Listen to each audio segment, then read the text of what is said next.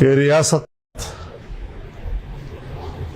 वो इन मादनी ज़खायर की हिफाजत की ज़िम्मेदार है, लेकिन इसका ये माना नहीं कि वो वहाँ के अवाम और आम आदमी वहाँ के बच्चों के हुकूक़ को ग़स्ब कर ले और उनको महरूम कर दे। तो इस हवाले से भी हमारी सोच एक है और हम समझते हैं कि इसके लिए हमारी एक मुश्तरका हिकमत अमली होनी चाहिए, ताकि हम अपने गरीब सूबों के गरीब बच्चों के वसाइल को उनके हक़ में इस्तेमाल कर सकें और उनके मुनाफे हम उनको दिला सकें। इसी तरीके से जैसे कि चीफ मिनिस्टर साहब ने जिक्र भी किया कि पंजाब से गंदम की जो तरसील है उस पर पाबंदी लगाई गई है और वो आइन की खिलाफ वर्जी है। किसी ज़माने में जब मियाँ शहबाज शरीफ साहब सूबे के वज़ीर आला थे तो ये उस ज़माने से वतीरा चला आ रहा है, लेकिन जब हम उनसे शिकायत करते थे तो कहते थे कि जी हम तो इजाज़त दे देंगे, लेकिन ये गंदम जब आपके सूबे में जाएगा तो फिर अफ़गानिस्तान से मगल होगा, अफ़गानिस्तान से मगल होगा। हमने कहा कि नहीं, हमारे लोग पंजाब जाते हैं, मजदूरी करते हैं, कटाई में शरीक होते हैं, बर्दाश्त में शरीक होते हैं, अपनी मजदूरी लेकर वापस आते हैं। आप किस तरह उनकी मजदूरी जो है उनके घर तक आने में रुकावट बन सकते हैं? और आज हम कहते हैं उनको कि आप ही ने तो सरहद बंद की हुई है। जब अफ़गानिस्तान और पाकिस्तान के दरमियान सरहद ही बंद है तो फिर समझने का क्या तस्वर हो सकता है? तो इस सूरत हाल में भी हमारे सूबे के अवाम के लिए गंदम की बंदिश जो है आइन की भी खिलाफ वर्जी है, इंसानी हुकूक़ की भी खिलाफ वर्जी है और यहाँ के गरीब लोगों के हक़ पर डाका डालने के मुतरादिफ है। इसके अलावा कल जीबी में गिलगित बल्तिस्तान में जो इलेक्शन हुए हैं, मैं अभी इस तफसील में तो नहीं जाऊँगा, लेकिन वहाँ से जो हमें इनिशियल इत्तलाआत मौसूल हुई हैं तो उस हवाले से हमारा इस पर इत्तिफाक़ है कि हम जीबी इलेक्शन को मुस्तरद करते हैं। तो ये कुछ मौलाना साहब नुकात थे जिस पर बात हुई। आपके यहाँ आपके घर पर हमने हमेशा देखा है कि तहरीक इंसाफ की वफूद जाते रहे हैं, इस्लामाबाद में आपकी मुलाकातें उनसे होती रही हैं, असद कैसर साहब भी यहाँ पे मौजूद हैं और इस सारे सिलसिले पर JUI और PTI के कारकुनों के साथ साथ आम लोगों की भी बड़ी नज़रें हुआ करती थी और तासुर ये था कि आपने कभी पकड़ाई नहीं दी। आज लग रहा है कि आपने थोड़ी बहुत पकड़ाई दी है। हम जिंदा रहेंगे तो NFC भी होगा और हकूक़ भी होंगे। ये जो अमन व अमान का मसला है, इस पर इत्तेफाक क्या हुआ है कि किस तरीके से इस मसले से निपटा जा सकता है? देखिए, मैं अपनी बात कर लेता हूँ और मेरे ख्याल में यही हक़ PTI को भी है कि मैं ये चाहूँगा कि वफाक में इन तमाम मामलात पर तमाम पार्टियों को एंगेज किया जाए, चाहे उसका ताल्लुक़ अपोजिशन के साथ हो, चाहे उनका ताल्लुक़ हुकूमत के साथ हो। हम गवर्नमेंट की पार्टियों के साथ भी बात करना चाहेंगे और मैं ये चाहूँगा कि सूबाई हुकूमत भी यहाँ पर तमाम पार्टियों को एंगेज करे ताकि सूबे के हुकूक़ के लिए या मुल्क के मफादात के लिए हमारा एक कंसेंसस हो, इजमा हो और उस पर हुकूमत और अपोजिशन की सियासत हमें नहीं करनी, बल्कि हमने मुल्क की सियासत करनी है और हमने सूबे की सियासत करनी है, ताकि सूबाई खुद मुख्तारी के हवाले से जो मेरे सूबे के हुकूक़ हैं उनके तहफ़्फ़ुज़ के लिए हम मिलकर काम कर सकें और वफाक की सतह पर हम तमाम पार्टियों के साथ रब्ता करके ये उमूर जो हमारे मुल्क के हैं और जिसको आज मुतनाज़ा बनाया जा रहा है उस पर हम यकजहती पैदा करने की एक कोशिश तो करें। मतलब ये बताएं कि जिन अमूर पर आप दोनों जमातों का या हुकूमत का इत्तेफाक हुआ है उसको आगे कैसे बढ़ाया जाएगा? आगे पार्लियामेंट की सतह पर होगा, पार्लियामेंट की सतह पर होगा, दोनों जमातों के दरमियान होगा और क्या दोनों जमातें इसको बढ़ा सकती हैं?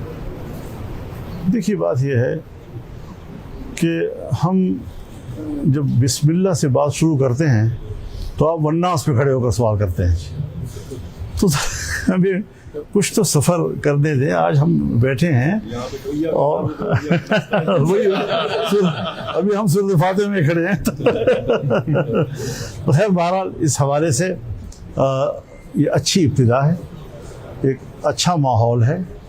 हमें इसको मज़ीद बेहतर करना चाहिए और मज़ीद बेहतरियाँ मुल्क की सियासत में पैदा करके हमें आगे बढ़ना चाहिए। मौलाना साहब क्या कहेंगे, बजट पहले 10 तारीख को, अब 12 तारीख को वफाकी हुकूमत आगे लेके जा रही है, कुछ पार्टी के साथ खिलाफात चल रहे हैं बजट के मामले से, क्या पार्लियामेंट? मतलब ये हुकूमत की जिम्मेदारी है। पहले हम सुन रहे थे 1 जून को पेश हो रहा है, फिर हम सुन रहे थे 5 को पेश हो रहा है, फिर हम सुन रहे थे 10 को पेश हो रहा है, आज आप कह रहे हैं 12 को पेश हो रहा है।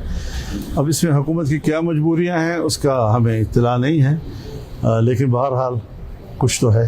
चीफ साहब ये बताएं कि एक तो ये जो बजट के सूबाई बजट के हवाले से कंफ्यूजन है, क्या आप बजट पेश करेंगे या खान साहब की रिहाई से मसरूफ करेंगे? एक अहम नुकता मौलाना साहब ने यहाँ पर जिक्र किया कि इत्तेफाक हुआ है दीनी मदारिस की रजिस्ट्रेशन के हवाले से कानून साजी।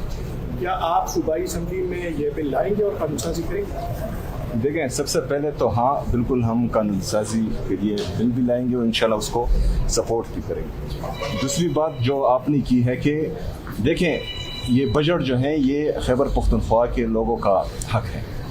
खैबर पख्तूनख्वा के लोगों ने तीसरी दफ़ा जो है इमरान खान साहब को वोट दिया है, तो ये हमारा हक बनता है कि हम डिमांड करें कि जिन लोगों ने इमरान खान साहब को वोट दिया है तो कम से कम बजट उनके सामने पेश किया जाए, उनसे मुशावरत की जाए। इंशाअल्लाह ताला ये जो हमने बजट बनाया है इमरान खान साहब की विजन के मुताबिक, तो हम ये भरपूर डिमांड पहले भी करते आ रहे हैं और इसके बाद भी करेंगे कि हम इमरान खान साहब के सामने ये पेश करेंगे। सिर्फ ये बताएं कि मुसलसल असम्बली का इजलास मुलतवी किया जा रहा है और बजट भी तकरीबन 12 से 15 को हो गया है, तो तासुर ये दिया जा रहा है कि जो अपने नाराज अरकान का ग्रुप है उसकी वजह से ये डीलिंग हो रहा है, सातन का शिकार हो रहा है। देखिए आप 15 तक चले गए 15 तक चले गए। ये हम जब छोटे थे और हमारे वालिद साहब बाहर दुनिया में होते थे तो हम यहाँ से कॉल करते थे और थोड़ा सा नाराज़गी का इजहार करते थे, क्योंकि हमें पता होता था कि वो जब वापस आएंगे और थोड़ी नाराज़गी का इजहार करेंगे तो अपने साथ कुछ लाएंगे। तो बजट के माहौल में ये थोड़ी बहुत नाराज़गियाँ होती हैं, लेकिन इसका मतलब ये नहीं है कि लोग बगावत करें, बगावत नहीं करें। बहुत शुक्रिया आपका। तासुर ये दिया जा रहा है कि जो अपने नाराज अरकान का ग्रुप है उसकी वजह से ये डीलिंग हो रहा है, सातन का शिकार हो रहा है। देखिए आप 15 तक चले गए 15 तक चले गए। ये हम जब छोटे थे और हमारे वालिद साहब बाहर दुनिया में होते थे तो हम यहाँ से कॉल करते थे और थोड़ा सा नाराज़गी का इजहार करते थे, क्योंकि हमें पता होता था कि वो जब वापस आएंगे और थोड़ी नाराज़गी का इजहार करेंगे तो अपने साथ कुछ लाएंगे। तो बजट के माहौल में ये थोड़ी बहुत नाराज़गियाँ होती हैं, लेकिन इसका मतलब ये नहीं है कि लोग बगावत करें, बगावत नहीं करें। बहुत शुक्रिया आपका। तासुर ये दिया जा रहा है कि जो अपने नाराज अरकान का ग्रुप है उसकी वजह से ये डीलिंग हो रहा है, सातन का शिकार हो रहा है। देखिए 26 है और उसके बावजूद वहाँ कोई निज़ाम मौजूद नहीं है। वहाँ जो कौमों की मिल्कियत ज़मीनें थी या इलाके थे या पहाड़ थे या सराय थी, अभी तक उसको बंदोबस्ती इलाके के तौर पर तकसीम नहीं किया जा सका है। न वहाँ पटवारी जा सकता है, न वहाँ कानूनगो जा सकता है, न वहाँ तहसीलदार जा सकता है। और हमारे बलूचिस्तान हो या हमारा खैबर पख्तूनख्वा हो, उसके पहाड़ों में, सहराओं में जो मादनी ज़खायर हैं उसको कब्ज़े में लिया जा रहा है। ताकतवर क़ुव्वतें वहाँ पर खुदाइयाँ कर रही हैं और हमारे सूबे के गरीब लोगों की मिल्कियत उसको अपने कब्ज़े में ले रही है। हम जानते हैं कि रियासत वो इन मादनी ज़खायर की हिफाजत की ज़िम्मेदार है, लेकिन इसका ये माना नहीं कि वो वहाँ के अवाम और आम आदमी वहाँ के बच्चों के हुकूक़ को ग़स्ब कर ले और उनको महरूम कर दे। तो इस हवाले से भी हमारी सोच एक है और हम समझते हैं कि इसके लिए हमारी एक मुश्तरका हिकमत अमली होनी चाहिए, ताकि हम अपने गरीब सूबों के गरीब बच्चों के वसाइल को उनके हक़ में इस्तेमाल कर सकें और उनके मुनाफे हम उनको दिला सकें। इसी तरीके से जैसे कि चीफ मिनिस्टर साहब ने जिक्र भी किया कि पंजाब से गंदम की जो तरसील है उस पर पाबंदी लगाई गई है और वो आइन की खिलाफ वर्जी है। किसी ज़माने में जब मियाँ शहबाज शरीफ साहब सूबे के वज़ीर आला थे तो ये उस ज़माने से वो तीरा चला आ रहा है, लेकिन जब हम उनसे शिकायत करते थे तो कहते थे कि जी हम तो इजाज़त दे देंगे, लेकिन ये गंदम जब आपके सूबे में जाएगा तो फिर अफ़गानिस्तान से मगल होगा, अफ़गानिस्तान से मगल होगा। हमने कहा कि नहीं, हमारे लोग पंजाब जाते हैं, मजदूरी करते हैं, कटाई में शरीक होते हैं, बर्दाश्त में शरीक होते हैं, अपनी मजदूरी लेकर वापस आते हैं। आप किस तरह उनकी मजदूरी जो है उनके घर तक आने में रुकावट बन सकते हैं? और आज हम कहते हैं उनको कि आप ही ने तो सरहद बंद की हुई है। जब अफ़गानिस्तान और पाकिस्तान के दरमियान सरहद ही बंद है तो फिर समझने का क्या तस्वर हो सकता है? तो इस सूरत हाल में भी हमारे सूबे के अवाम के लिए गंदम की बंदिश जो है आइन की भी खिलाफ वर्जी है, इंसानी हुकूक की भी खिलाफ वर्जी है और यहाँ के गरीब लोगों के हक पर डाका डालने के मुतरादिफ है। इसके अलावा कल जीबी में, गिलगित बल्तिस्तान में जो इलेक्शन हुए हैं, मैं अभी इस तफसील में तो नहीं जाऊँगा, लेकिन वहाँ से जो हमें इनिशियल इत्तलाआत मौसूल हुई हैं तो उस हवाले से हमारा इस पर इत्तिफाक है कि हम जीबी इलेक्शन को मुस्तरद करते हैं। तो ये कुछ मौलाना साहब नुकात थे जिस पर बात हुई। आपके यहाँ आपके घर पर हमने हमेशा देखा है कि तहरीक इंसाफ की वफूद जाते रहे हैं, इस्लामाबाद में आपकी मुलाकातें उनसे होती रही हैं, असद कैसर साहब भी यहाँ पे मौजूद हैं और इस सारे सिलसिले पर JUI और PTI के कारकुनों के साथ साथ आम लोगों की भी बड़ी नज़रें हुआ करती थी और तासुर ये था कि आपने कभी पकड़ाई नहीं दी। आज लग रहा है कि आपने थोड़ी बहुत पकड़ाई दी है। हम जिंदा रहेंगे तो NFC भी होगा और हकूक़ भी होंगे। ये जो अमन व अमान का मसला है, इस पर इत्तेफाक क्या हुआ है कि किस तरीके से इस मसले से निपटा जा सकता है? देखिए, मैं अपनी बात कर लेता हूँ और मेरे ख्याल में यही हक